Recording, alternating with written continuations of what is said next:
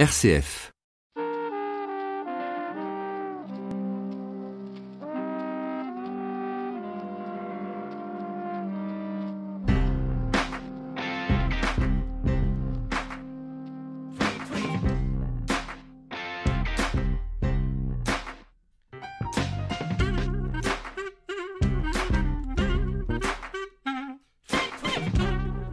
Bonjour et bienvenue sur Pensée Juive, une émission animée par les enseignants de l'Institut Rachi. Aujourd'hui, j'ai le grand plaisir de recevoir Alessandro Ghetta. Alessandro Ghetta, spécialiste du judaïsme italien du Moyen-Âge, de la Renaissance et de l'époque moderne. Et vous avez publié récemment Les Juifs d'Italie à la Renaissance chez Albin Michel en 2017. Donc comme vous le dites, déjà peut-être préciser ce qu'on entend par Renaissance. Déjà au niveau des dates historiques, est-ce que la Renaissance italienne commence au même moment que la Renaissance française ? Et en tant que spécialiste de la Renaissance, qu'est-ce que vous pourriez nous dire déjà du contexte historique et du début de cette période ? Alors, en ce qui concerne la grande catégorie de Renaissance, vous savez que c'est une catégorie qui a été inventée après la Renaissance. Elle a été nommée après la Renaissance. Elle s'appelait Rinascenza et après Rinascimento, à savoir Nouvelle Naissance. Et là, bien sûr, on ne peut pas établir des dates précises. La Renaissance s'apparente à la recherche de manuscrits anciens des auteurs grecs et latins qui étaient enfouis dans des bibliothèques de monastères. Et là, par exemple, nous sommes encore au XIVe siècle, si on pense à Pétrarque. Le mouvement devient beaucoup plus important et plus conscient vers le XVe siècle. Il s'épanouit au XVIe siècle et il commence à se replier un peu, pour schématiser, vers la moitié du XVIe siècle, lorsque un mouvement religieux important comme la réforme protestante s'impose sur la scène européenne. Et puis il y aura la contre-réforme catholique. Là, on sait bien que la culture change. Ces dates valent pour l'Italie. La France est peut-être légèrement décalée, légèrement plus tardif. Pour les Juifs, on peut envisager à peu près les mêmes dates, mais il faut voir dans le détail. Et dans le cas de la culture juive, c'est peut-être aussi ce travail sur la langue qui va être capital au niveau de l'hébreu, quelque chose comme qui va revivifier aussi la découverte et la pratique de l'hébreu. Est-ce qu'il y a des philologues, des écoles philologiques particulières qui ont marqué la Renaissance ? Tout à fait. Déjà, pour parler de la langue, il y a le retour de la rhétorique. La rhétorique était une discipline centrale, sinon la discipline centrale de la Renaissance chrétienne, d'après le grand chercheur Christel. Pour les Juifs, on peut parler de retour de la rhétorique après l'époque arabe. Donc après le XIIe siècle, XIe, XIIe siècle, lorsque l'arabe faisait concurrence à l'hébreu et donc les Juifs voulaient développer une rhétorique, une étude de la belle langue hébraïque. En Italie, au XVe siècle, on écrit notamment un traité de rhétorique hébraïque qui s'inspire totalement de la rhétorique latine, de Cicéron et de Quintilien, mais en s'appliquant à la Bible hébraïque. Donc on applique à la Bible hébraïque les figures rhétoriques de l'époque classique. Et le juif, notamment Yehuda ben Yechiel, dit Yehuda Messer Leone, qui écrit ce traité, argumente en faveur de l'origine juive de la rhétorique. C'est-à-dire, ce sont les Juifs qui ont inventé la rhétorique, la Bible qui a été écrite selon les bonnes règles de la rhétorique le montre, puis les Hébreux et puis les Juifs l'ont perdue, et nous, les Juifs la retrouvent chez les autres, c'est-à-dire chez les Latins ou chez les chrétiens. Voilà, il y a ce détour. Tout ça pour la rhétorique. La philologie, c'est le même cas de figure. On commence à rechercher les manuscrits pour faire des éditions critiques, d'abord d'ouvrages de la tradition juive rabbinique, et puis même de la Bible. C'est-à-dire, on commence à avoir un regard critique de la Bible. Ça, c'est un peu plus tard. C'est vers le début du XVIIe siècle. Donc, ce qu'on appelle la science biblique était déjà commencée en Italie à cette époque. Eh bien, nous allons faire une première pause musicale et évidemment écouter, en tout cas, une adaptation de musique juive de la Renaissance et donc d'un extrait qui s'intitule Tu dormi, io veglio e vous perdendo i passi de l'album La Historia des Purim, musique et poésie des Juifs en Italie à la Renaissance par l'ensemble Viva Biancaluna Biffi.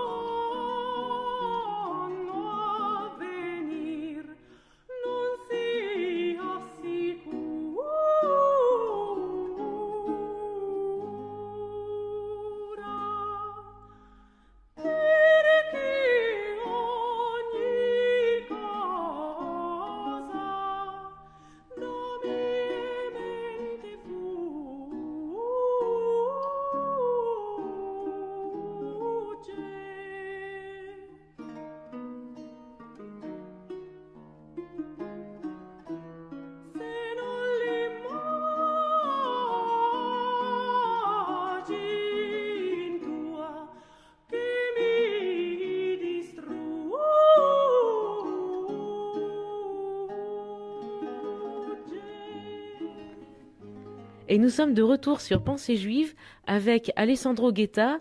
Alessandro Ghetta, spécialiste du judaïsme italien du Moyen-Âge, de la Renaissance et de l'époque moderne.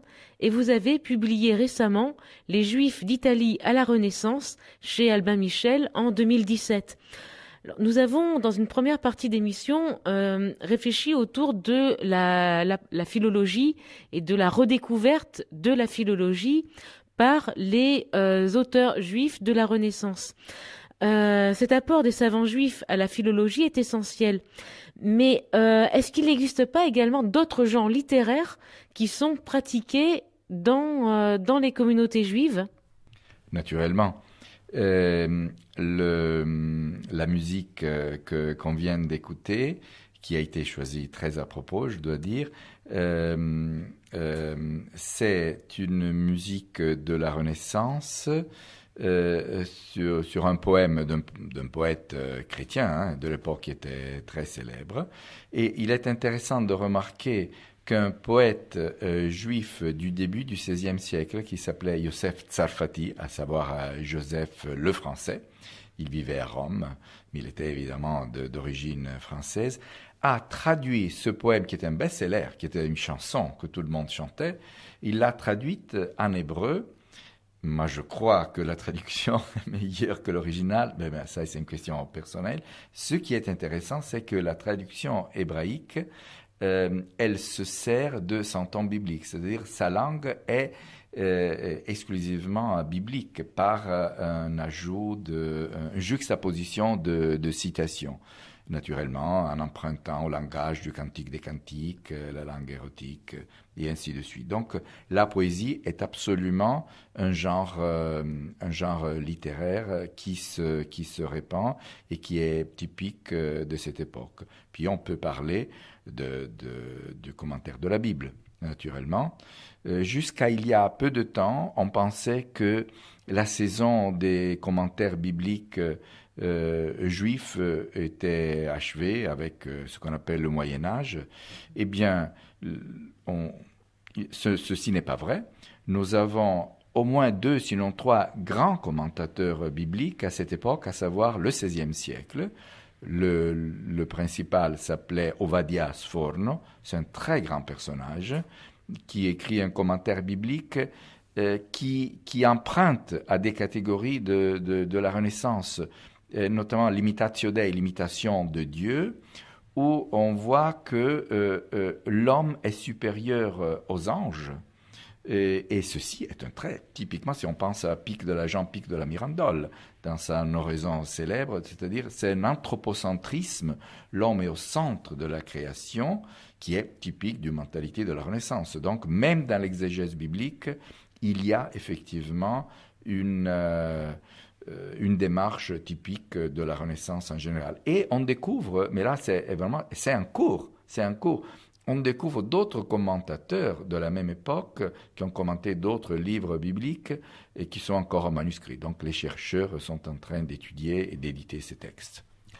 Donc poésie, notamment également peut-être piyutim et également donc des recherches en études de l'hébreu de la Bible. Est-ce que il existe aussi des exemples de poésie parfaitement profane? Je pense par exemple au Carmina Burana dans le monde chrétien, qui sont non seulement profanes mais parfois aussi paillards. Est-ce qu'il existe la même chose en fait dans la poésie juive? Alors non seulement elle existe, mais je dirais même qu'elle est florissante à cette époque. On n'en parle pas assez, mais le même auteur, ce Yosef Tsarfati, pour ne citer que peut-être le meilleur de ces poètes, qui écrit des poésies religieuses très intéressantes sur Jérusalem perdue, Dieu a quitté le peuple, etc. Parallèlement, il écrit des poèmes d'amour, qui sont des traductions ou de nouvelles versions du poème que je viens de dire, mais aussi, et là il faut le dire, et aussi des poèmes qui sont parfaitement grivois, voire obscènes. On n'en parle pas beaucoup, ça circule pas beaucoup, jusqu'à nos jours. Même pour les oreilles d'un homme moderne, ce sont des poèmes trop forts. Si on pense à Boccaccio en Italie et ses successeurs, il y a des poèmes de mariage qui sont carrément obscènes. Tout ça en utilisant le langage de la Bible, ce qui crée un contraste saisissant, parce qu'on utilise le sacré pour parler de l'archiprofane. Mais ça, c'était une démarche typique. Donc, le même personnage, sans contradiction, pouvait à la fois écrire des poèmes parfaitement religieux et sincèrement religieux, et de l'autre côté, écrire des poèmes, qu'aujourd'hui on n'oserait pas reproduire. Nous allons donc faire une seconde pause musicale après cet exemple vraiment frappant et nous allons écouter toujours dans le même album le morceau Moresca, donc de l'album La Historia des Purim, musique et poésie des Juifs en Italie à la Renaissance, par l'ensemble Lucidarium.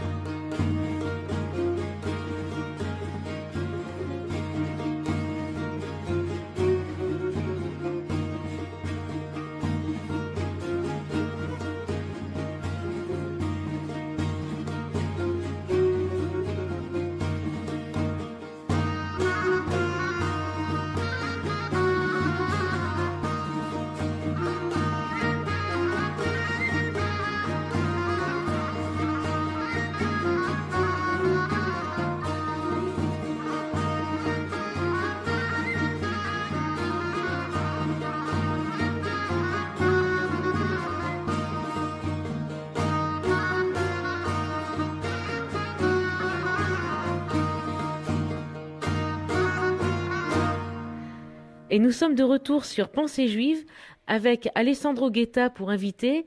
Alessandro Ghetta est spécialiste du judaïsme italien du Moyen Âge, de la Renaissance et de l'époque moderne. Et vous avez publié récemment Les Juifs d'Italie à la Renaissance chez Albin Michel en 2017. Pour cette dernière partie d'émission, je ne peux pas m'empêcher en fait de vous poser des questions autour aussi de la Kabbale, parce qu'il faut savoir quand même que la Kabbale italienne a été quand même très très importante et très riche, et le rapport entre Kabbale et magie. Kabbale et magie, qui sont également des aspects importants de la pensée juive italienne de la Renaissance. Alors, j'aurais une question qui peut paraître tout à fait bête, mais il me semble, qui me semble importante, c'est être un savant et pratiquer la magie. Ça me fait penser à la dernière question, le dernier auteur que nous avons travaillé avant la pause. C'est comme écrire de la liturgie et des réflexions sur la liturgie juive et en parallèle des poèmes paillards et grivois. La question, me semble-t-il, semble assez identique entre Kabbale et magie. Être un savant et pratiquer la magie, y compris dans sa lecture de la Torah, est-ce que ce n'est pas contradictoire ? Ce n'est pas du tout contradictoire, surtout si on pense que nous sommes, pour les auteurs auxquels vous pensez, probablement entre la fin du XVe siècle et le début du XVIe siècle, dans les cercles, encore une fois, de Jean Pic de la Mirandole. Vous savez, ce grand savant chrétien était un des tout premiers hébraïsants chrétiens, c'est-à-dire des savants chrétiens qui ont étudié ou essayé d'étudier l'hébreu, parce qu'il pensait qu'il y avait une ancienne sagesse hébraïque qu'il fallait non seulement traiter avec respect, mais utiliser comme un instrument d'un savoir universel. Et donc, dans ce cercle, nous avons des auteurs juifs très remarquables qui, sans être kabbaliste au sens technique, le kabbaliste étant quelqu'un qui a reçu d'un autre maître de la tradition ésotérique, mais qui néanmoins étudiait, fréquentait ces textes de Kabbale, il y a un aspect magique qui est indéniable, mais ce n'était pas du tout scandaleux dans la mentalité de l'époque. Quand on parle à quelqu'un qui s'appelait Yohanan Alemanno naturellement d'origine allemande, donc vous voyez que les gens s'appelaient par rapport à leur origine, eh bien ce grand maître qui a écrit lui aussi des commentaires bibliques et d'autres ouvrages savants très intéressants, il pensait que une lecture de la Bible, des rouleaux, en particulier des rouleaux de la Bible, fait avec intensité, intention et répétition, pouvait attirer des énergies du haut qui pouvaient modifier la réalité d'ici-bas. Mais ça, nous avons un regard très critique de la magie par rapport à la science. À l'époque, ça a été démontré, la frontière était ténue entre la magie et la science. Il y a l'alchimie, les alchimistes, et il y a des alchimistes juifs, bien entendu.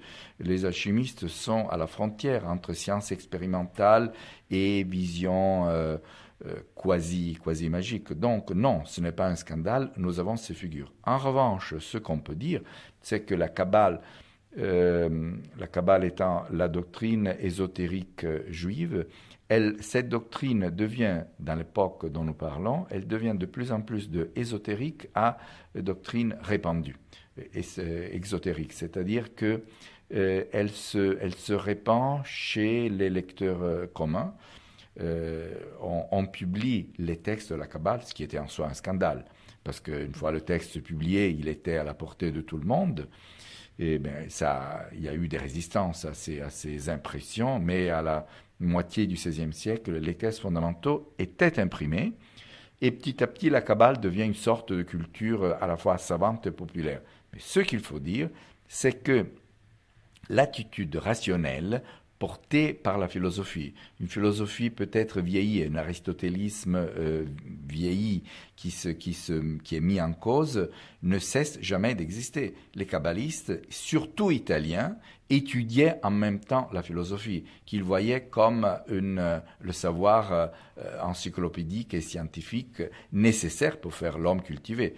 Plus tard, chose aussi intéressante, ils étudieront et ils exposeront la Kabbale avec une mentalité scientifique. Ils mettront la Kabbale, qui en soi est une doctrine prophétique, au défi des démonstrations de type rationaliste philosophique. Et plus tard, mais là, on dépasse le cadre de la Renaissance avec une logique cartésienne. Mais là, on est déjà au XVIIe siècle avancé, ça dépasse un peu le cadre de ce dont on parle. Merci beaucoup Alessandro Guetta d'avoir accepté notre invitation. Merci à vous, ça me fait grand plaisir. C'est la fin de notre émission pour ce mois-ci, mais avant de nous quitter, quelques dates importantes de l'Institut Rachi pour le mois de février. Donc tout d'abord, la 4e séance du séminaire Approche psychanalytique, donc dont le thème est Parlez-moi d'amour. Elle aura lieu le lundi 4 février à 20h30 et elle sera animée par Marie-Pierre Simon-Cor et Géraldine Roux, donc moi-même, sur le thème « L'amour est-il porteur de civilisation ?» Le mercredi 6 février à 20h aura lieu la 2e séance du séminaire « Les dynamiques de la haine » animée par Jacob Rogozinski sur le thème de la haine de l'étranger. Le jeudi 7 février à 19h, nous entendrons une conférence d'Ursula Schattner-Rieser, qui est enseignante à l'Institut Martin Buber de Cologne, sur le thème « Chiens, chats et autres animaux domestiques dans la Bible et des textes juifs », dans le cadre du cycle de conférences des animaux et des hommes en partenariat avec la médiathèque de Troyes-Champagne Métropole. Le jeudi 7 février, également de 11h à 13h, commencera notre premier cours Judaïsme et Islam Confluence, animé par José Costa, sur le thème « Que signifie être radical ?» Et l'après-midi du 27 février, donc c'est un mercredi de 13h à 17h, aura lieu la deuxième séance du séminaire L'influence de la religion néoplatonicienne dans les monothéismes, co-organisé en partenariat avec le laboratoire d'études sur les monothéismes du CNRS. Vous retrouverez toutes ces informations sur notre site web www.institut-rachi-3.fr. Vous pouvez également nous appeler au 03 10 95 30 07 ou venir nous voir aux 2 rue Bruneval à Troyes. À bientôt, portez-vous bien.